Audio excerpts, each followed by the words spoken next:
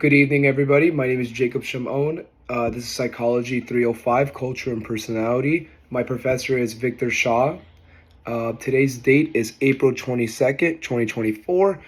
And now we get right into the chapter. Chapter 13 is about aging and personality. So now, who are the elders? It's important to understand the key difference between the age groups within the seniors. So we go from young old to middle old, then to old old.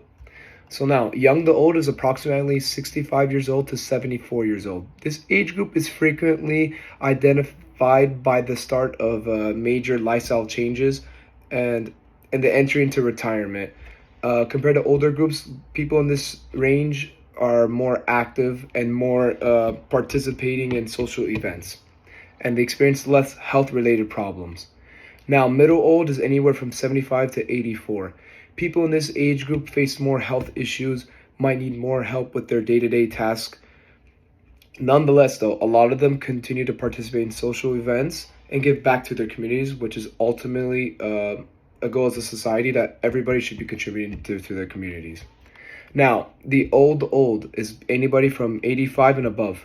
This is the older demographic that categorizes that is expanding the fastest due to medicine, technology increasing, and dieting and further research on the body. Now, however, they face a greater dependency on their loved ones or government programs. Um, Many elderly in this group make their effort to preserve their independence and stand like living on their own in spite of their health issues or just physical limitations due to aging. Now, aging as a global issue, not just an American issue. Population and elderly population is becoming more prevalent around the world. The percentage of the population that is 60 years old and older will almost double from 12% to 22% by 2050.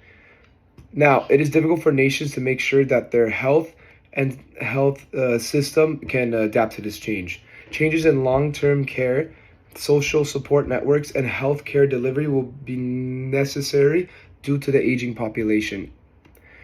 Now, an aging population may have an impact on the labor market, possibly resulting in a labor shortage and higher healthcare and pension costs, which it's not a good thing, but hopefully we can figure out a solution to this problem. Now, culture and societal changes. Policies and the social standing of the elderly, can be influenced by the attitudes that differentiate cultures have on aging. So depending on what kind of culture you grew up in or what kind of environment you were raised in will bring out if you're going to be in the labor force. Are you going to work until you die, or are you going to stop at a certain point and then just retire and enjoy the rest of your life, depending on which culture you're from. Now, aging can have impact on one's physical and mental well-being, resulting in alignments in hearing loss, chronic illnesses, diseases rising, and these disorders can affect a person's everyday day-to-day tasks and also personality. Now, we're going to study the aging population, demographic trends. This section will look at the rising percentage of older adults in the population and the variables that are causing it: fewer births, longer life expectancies. So social, which examines the aging, such as roles, interactions, pursuits, or older personas, will be covered, like the personality of the person. Now we're going to go to the process of aging. That's our next subtopic. We're going to consider the biological, social, and psychological changes in aging. Now we're going to start off with biological. Physical appearance, aging-related features includes wrinkles, gray hairs, or the reduction of hair reproduction due to aging, and body composition, meaning your body all around. The proportion of fat to lean muscle will increase. Such, like for instance, your body won't be able to burn fat off as easier. Fat is easier to store and not as quickly to burn off because of your metabolism too. Now, respiratory, the capability of the lungs to absorb air decreases. So shorter deep breaths are a lot more, takes a lot more effort. The heart and the kidneys effectiveness also declines due to your dieting or just aging as well. Your brain mass and brain cells also decrease as time goes on, and cognitive functions in the brain start to slow down, such as older people's reaction time. When they're driving at a certain age, if they can't react quick enough, the government or their loved ones will take them off the car insurance, so they won't damage themselves or other people in the process. Now, social modifications to their daily lives. Retirement and becoming grandmother or grandfather are typically examples of role adjustments. Instead of becoming kids, being a parent, now you're being a parent to their kids as well, and you're also parenting your kids on what to do and what they did in your parenting life. Basically, passing on knowledge. Now, social networks. As you lose friends over time due to aging, such as dying or like people moving away. So you get a lot more lonelier and your social interactions change. Individuals' well being as they age can greatly be impacted by the level of social support, meaning who you surround yourself with, if they support you, if they don't support you, or you have no support at all. Obviously, that can change on a person's mentality. Now, psychological modifications. Obviously, as you get older, you're not as sharp as you once were. Learning and memory skills may be deteriorating. Personality. Age-related outcomes can be influenced by traits such as the contuous and your nerves as well. Mental health also plays a very key factor into an adult's later ages in life, also in the early ages. But when you get older, your emotions start to, how do you say this? Like, start to get more, they go, it's not bipolar, but they start to fluctuate in a way. Now, we talked about older people and how medicine has evolved. Older people have different medical demands, which led to the creation of area geriatrics. Sorry if I'm mispronouncing that, which focusing on primary care for the age, which this Dr. Ignaz Natcher, sorry if I butcher his name, recognized that the need for a distinct area of medicine focused on treating the elderly population. He helped to establish it as recognized medical specialty at the beginning of the 20th century. In conclusion, geriatrics was born out of the unique health problems that older people had, and expanded to include a comprehensive understanding of aging, and that takes into account the influence of personality on older people's health and overall well-being. In a way, like there's some diseases that attack the elderly a lot differently than in the younger and children ages as well. So one of them is being Alzheimer's, that affects the brain very, very aggressively. You can have loss of memory, loss of brain function, just you forget a lot of things, which is a bad thing. Now, we're going to examine their attitudes towards death, dying, and how they affect the elderly. Acceptance. A lot of seniors, like the older population, have accepted death as an inevitable aspect of life and see it as a natural element of life, which is a very good, healthy relationship with death. It's something not to be afraid of, but more as, hey, this is inevitable, but I'm trying to prolong my life as much as I can. Now, control. Keeping control over one's end of life decision is a common desire. Like most people would rather, hopefully, like this is my experience through talking to loved ones and families, people want to die in their sleep or not feel the pain, or some people want to feel the pain. You can't control how you die, which is very important. Anxiety and fear. Some people may experience anxiety due to the unknown aspects of dying or the possibility of suffering. That's one thing. People are afraid of not being in control of their destiny, or just the unknowns of afterlife, whatever you may believe in. Just people don't know. It's the uncertainty. Now, impact on care. Some people like the hospital, some people don't. Just they know like family members have died there, or they don't trust doctors, or whatever controversial opinions you may have about the hospital. People will avoid hospitals. Now, mental health is very important into the elderly as well. While a fear of dying may exacerbate anxiety and sadness, and positive attitudes can promote in mental health and well-being, meaning they won't be scared to go outside or do any activities because they're afraid of dying. So it's important to check on them, be supportive to your elderly people. Now, social interactions, having candid conversations about dying might enhance life quality and foster social support. The more you talk about it, the more you get them to open up about the topic, the more comfortable they can be about it, and they won't stress or worry about it as much. And healthcare decisions, treatments, preferences, and advanced directives are two areas where attitudes play a role. So, in your healthcare decisions, it's important to have loved ones and family members help you make the decision, and so you won't put pressure on yourself or on certain family members who do not feel like they can do it. Now, the 5 stages of grief by Dr. Elizabeth Kubler-Ross. One of the stages is denial. In order to protect themselves from the shock of the grieving process, people might refuse to acknowledge the reality of loss. This is one of the experiences that loved ones or elderly people experience when people go away or pass away, unfortunately. Now, anger. Anger is when the pain returns in the denial ways, and then the people may channel their anger into finding someone or something to blame. Bargaining. This is one of the third phrases. I'm on the third phrase, by the way. During this phrase, people frankly make what if or if only remarks as they reflect on what could have been or they could have stopped the loss. Now, the fourth step, depression. When people truly grasp the magnitude of the loss, a time of melancholy and isolation follows. People tend to isolate themselves after a loved one, but it's important to give them their space, but also bring them back in and integrate them into daily tasks and life requires them to. Acceptance. This is the last step in grief.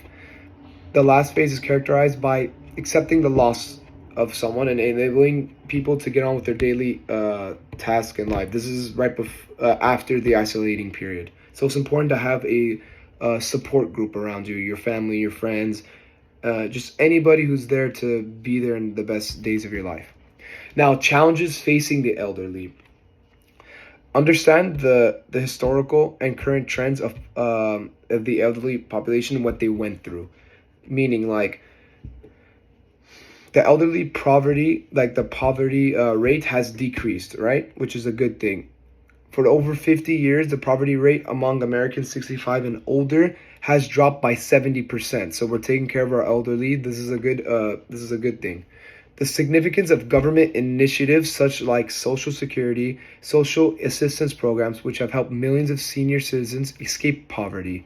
Furthermore, it might look at the issues that are still present, like the underutilization of benefits by qualified older individuals, which fuels poverty in this population. In conclusion, although there has historically been progressive in lowering elderly poverty, current patterns indicate a concerning rise in poverty rates. So people are older that you get, the more reliant you get on the government, meaning like you're going to need more assistance. You can't work for your money. The government is going to reward you in the end if you save your money, retirement plans. But one of the challenges they also face as they get older, and it was also a body modification and psychological modification, is one of the biggest diseases is Alzheimer's. Alzheimer's, one of the effects it has is dementia, and that's where it affects the mental ability of remembering. So remembering how to drive, how to ride a bike, or remembering people, just depends what area it attacks, but that's one of the side effects of dementia, and that can increase the poverty rates. Now, we're going to recognize anxious thinking and anxious attitudes, individuals and institutions. Now, stereotyping is the idea that all senior citizens are the same and that there are only bad things about getting older. There's nothing wrong with getting older. It's just you might be limited in what you can do, but there's still a lot of life left. Now, emotions. Uncomfortable, afraid, or contentious of aging. So that's a mental aspect of aging is people's attitudes towards aging, like, oh, I'm getting wrinkles, I'm getting bags under my eyes, I'm getting gray hair, or I'm getting no hair.